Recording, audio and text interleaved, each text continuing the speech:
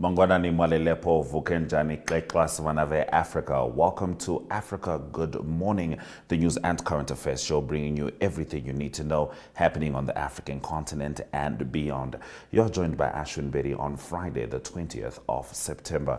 Now, these are some of the stories that we are looking at. International peace guarantors criticize South Sudan election postponement. Ousted president quits Gabon politics and calls for wife's release. And Antonio Guterres highlights goals for Summit of the Future during United Nations General Assembly. Follow all our programs on oneup2.com, DSTV 285, GoTV 25 in Namibia, and Network Media Hub on YouTube. We'll also be talking to Mike Sichula as he brings us the latest news stories from Zambia. This is Africa Good Morning. Top stories shortly. Entries are now open for the second round of Republicane's Bridal Couple of the Year competition. Couples married between 1 June and 31 August have until 30 September of this year to enter the second round of the competition. Another one of the top 10 couples will be chosen from this pool to participate in the final, taking place in May 2025. To better your chance of reaching the final, enter now.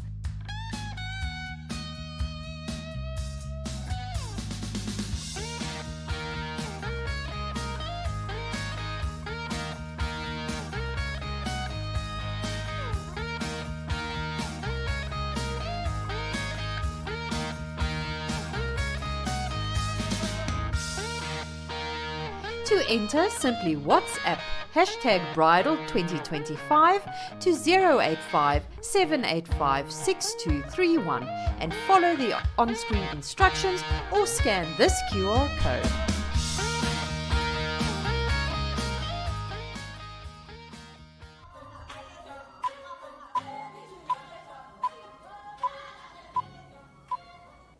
Let's get into our top stories. International guarantors of South Sudan's peace process said the transitional government's postponement of elections due in December was disappointing and showed its failure to implement a 2018 peace plan. Last Friday, South Sudan President Salva Kiir's office announced an extension of the transitional period by 2 years and postponed elections for a second time following a delay in 2022. South Sudan has formally been at peace since the 2018 agreement ended a 5-year conflict responsible for hundreds of thousands of deaths, but violence between rival communities flare frequently.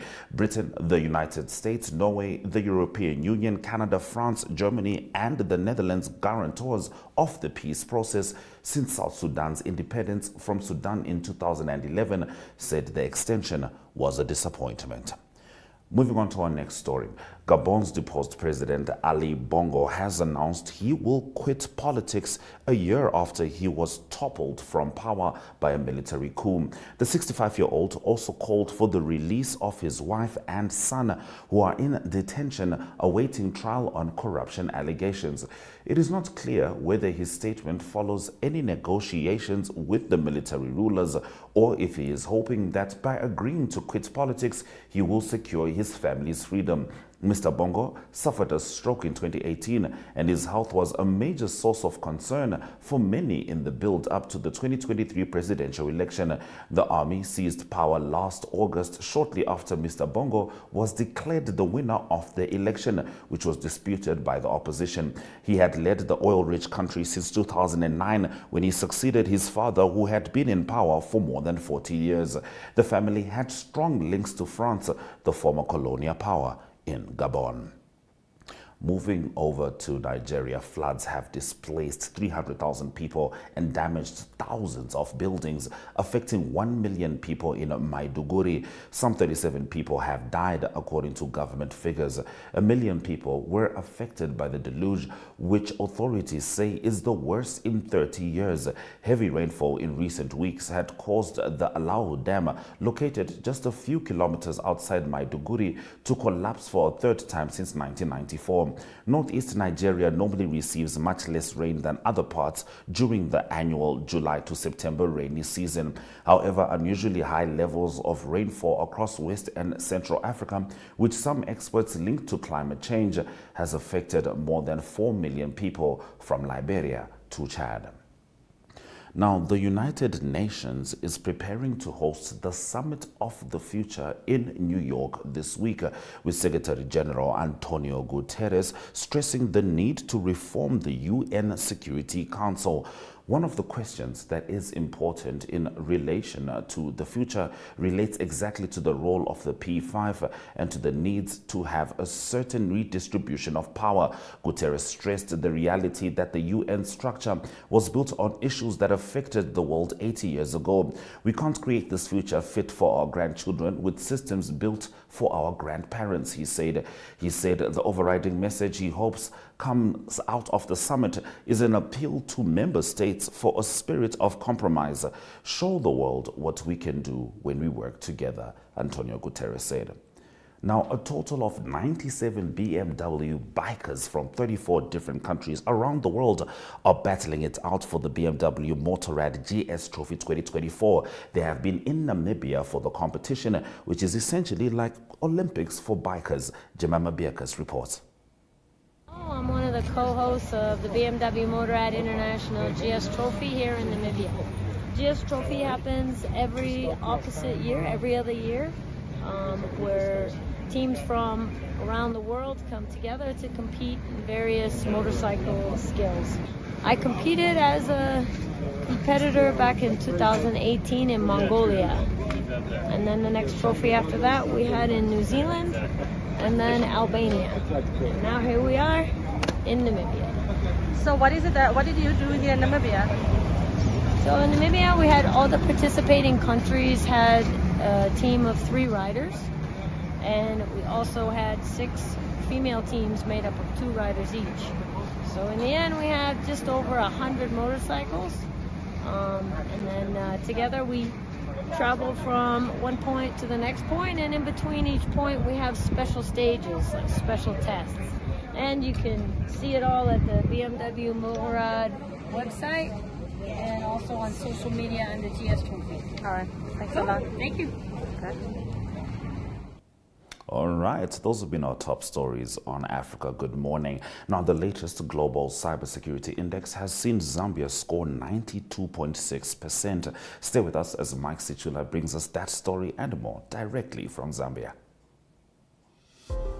Neopaints has established a 67-year Namibian legacy, creating personalized paint solutions that blend quality and innovation for the Namibian people. We pride ourselves in being a 100% Namibian-owned company, investing in our country and our people by employing and empowering true Namibians. With every brushstroke, Neopaints commits to our quality guarantee and always delivering a coat of excellence. At Neopaints, we always stay true to our country. We are as Namibian as you.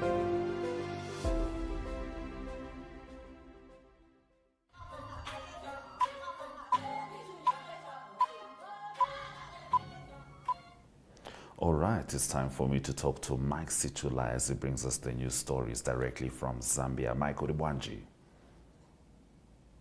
Nire Buino Muribwanji, Africa, good morning to our dear viewers. Africa, good morning indeed. Now, Mike, the latest global cybersecurity index has seen Zambia score 92.6%, a huge jump from 68.8% in 2020. Yes, the GCI was launched by the International Telecommunications Union, which measures the country's commitment to cybersecurity development across critical five pillars, that is legal measures, technical measures, organizational measures, capacity building, and cooperation. So Zambia's rise in the GCI demonstrates government's robust approach to protecting the nation's digital economy, critical information infrastructure, and safeguarding Zambian citizens from cyber threats. So according to the Minister of Technology, Go back to Felix Mutati, and I quote, "We have steadily advanced from a score of 14.7 in 2014 to an impressive 92.6% in 2033. This progress is a direct result of our strategy focused on developing a strong legal framework, fostering international cooperation, and improving our technical capabilities to ensure that Zambia remains at the forefront of cybersecurity in Africa," end of quote. So that is what the minister in charge of technology said after this milestone achievement by Zambia to score over 90% in cybersecurity innovations in Africa.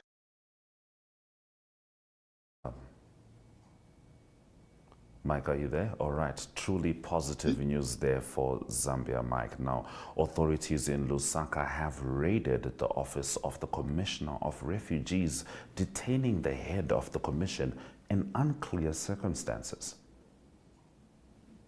Yes, these are unclear circumstances.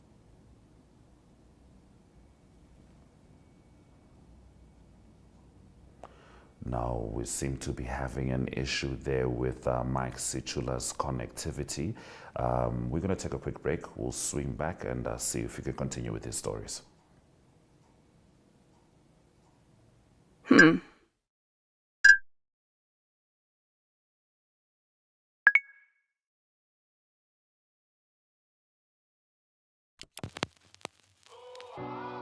eTicket, your online ticket solution for events and event marketing, bringing you ease of mind and making sure that your event gets out there.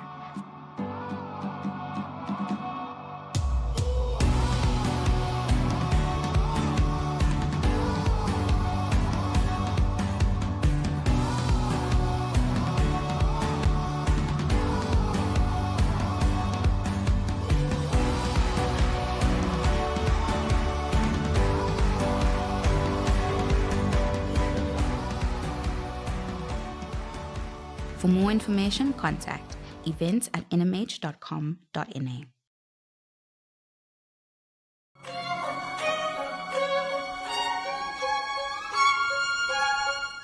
All right, we seem to have lost Mike Sichula there, but fortunately we do have his story stemming directly from Zambia. He was just talking about authorities in Lusaka having raided the office of the Commissioner of Refugees, detaining the head of the commission in unclear circumstances. Former Home Affairs Minister Stephen Kampyongo says the government owes the country an explanation, disregarding the recent raid on the Commissioner for Refugees office by security agencies. On Monday, the Anti-Terrorism Center raided the Commission for Refugees office under the Ministry of Home Affairs, where they ground operations to a halt. Sources revealed that some senior officials in the Commission for Refugees office were being investigated for facilitating illegal entry for some foreigners with questionable backgrounds. Now, commenting on the matter in an interview, and this was just on Wednesday, Kampyongo described the development as worrisome and peculiar. And in one of Mike's other stories, an 82-year-old senior citizen has become an internet sensation after her modeling pictures went viral this week. Now, Margaret Chola, 82, and her grandchild, Diana Kaleji, a child of a former UN diplomat, convinced her grandma to dress her like a model and take pictures, which have gone viral on various social media platforms globally. The shoot was impromptu and very low stakes, as these images were simply meant to live on my Instagram page. Little did she know that those posts would not only transform Grandma Chola's profile, but also leave a lasting impact on the collective conversation around fashion, age, and what's possible with the internet. Diana, a freelance stylist herself and creative consultant, inherited her love of fashion from her father. He once hired a designer all the way from Hong Kong to come and custom make his suits. Diana shares her world opened up even more when the family moved to New York after her father was transferred by the Zambian diplomatic mission. It's always good to see ladies styling it up no matter the age. Now, in the last of Mike's stories, the Chipolo Polo boys have dropped again in the latest FIFA rankings, now trailing Angola, who was 17th, Benin 18th, and Uganda 19th on the continent. On the African continent, that is, Zambia also slipped to 28th position in the Confederation of African Football rankings. The latest FIFA rankings highlight the urgent need for Zambia to improve as they prepare for back-to-back AFCON qualifier matches against Chad next month. So those have been the stories from Mike Sichula in Zambia. You're still with Africa Good Morning. Let's head on over to the weather predictions before economic news.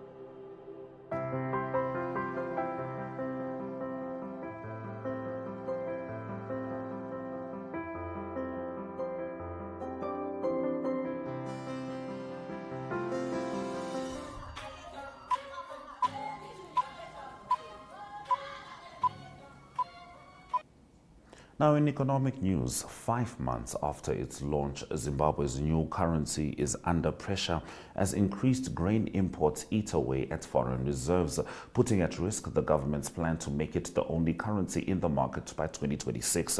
The gold-backed ZiG, which stands for Zimbabwe Gold, is the country's sixth attempt at a stable currency in 15 years. It was introduced in April at a rate of 13.6 ZiG per US dollar and has since lost almost 80% of its value on the black market. Independent economist Prosper Chitambara said the devaluation pointed to a lack of confidence in the new currency that locals have been reluctant to embrace. Persistence Gwanyanya, a member of the Reserve Bank of Zimbabwe's Monetary Policy Committee, told Reuters that although uptake had been slow, it was too soon to consider the new currency a failure. Gwanyanya said the government could increase the use of the ZiG by charging more taxes in the local currency. Now, for the past 11 days, about 1,500 workers of South Korean technology giant Samsung Electronics have been striking work in the southern Indian state of Tamil Nadu, leading to major disruptions in production. The plant in Chennai city, one of Samsung's 2 factories in India, employs nearly 2,000 workers and produces home appliances, contributing about a third to the company's annual $12 billion revenue in India. The striking workers gather at a plot of land near a 17-year-old factory daily, demanding that Samsung recognize their newly formed labor union, the Samsung India Labor Welfare Union. They say that only a union can help them negotiate better wages and working hours with management. The protest, one of the largest Samsung has seen in recent years, comes even as Prime Minister Narendra Modi has been courting foreign investment by positioning India as a viable alternative to China for manufacturing activities. Those have been our economic news stories on Africa Good Morning. Let's have a look at the economic indicators before we return with the sport.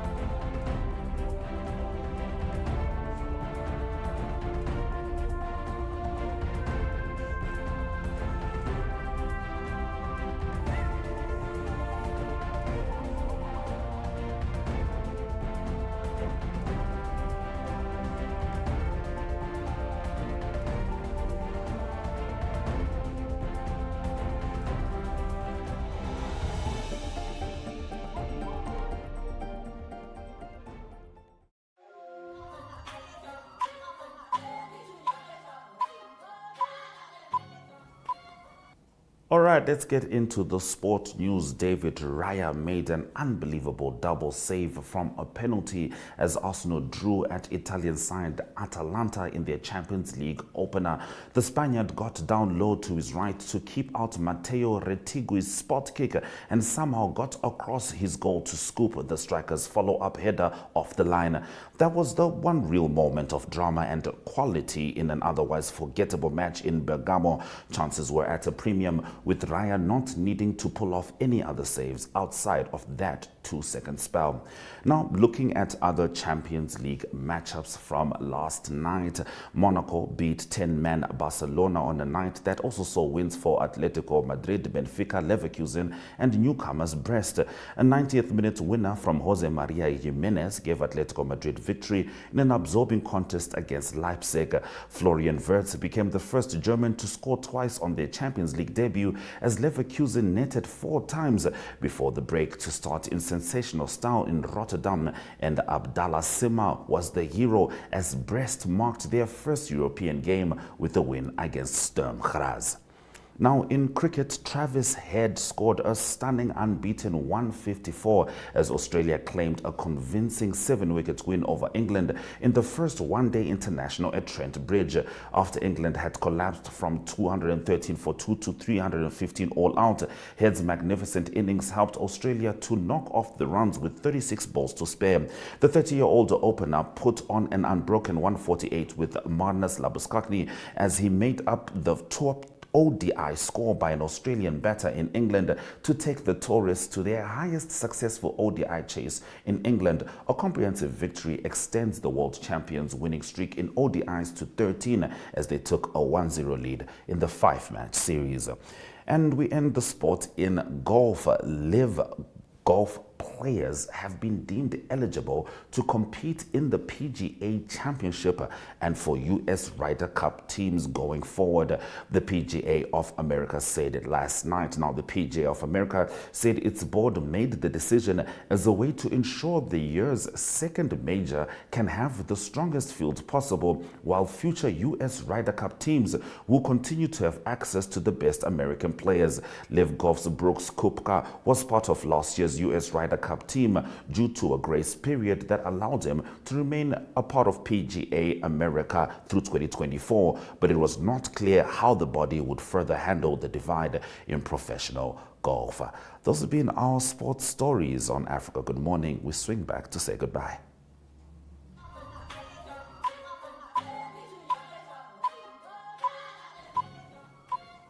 All right, let's have a look at the highlights from this morning's broadcast. International peace guarantors criticize South Sudan election postponement. Ousted president quits Gabon politics, calls for wife's release. And Zimbabwe's new currency faces headwinds 5 months on. Those have been our stories on Africa Good Morning, and in sports-wise, also rugby. Springboks take on Argentina this week, and that's set to be exciting. But for us, we're going to be seeing you on Monday. Thank you for staying with us on DSTV 285, GoTV 25, oneup2.com, and Network Media Hub on YouTube. From me, Ashwin Berry, and the Africa Good Morning team, have a wonderful weekend. But first, Swera Zvakanaka.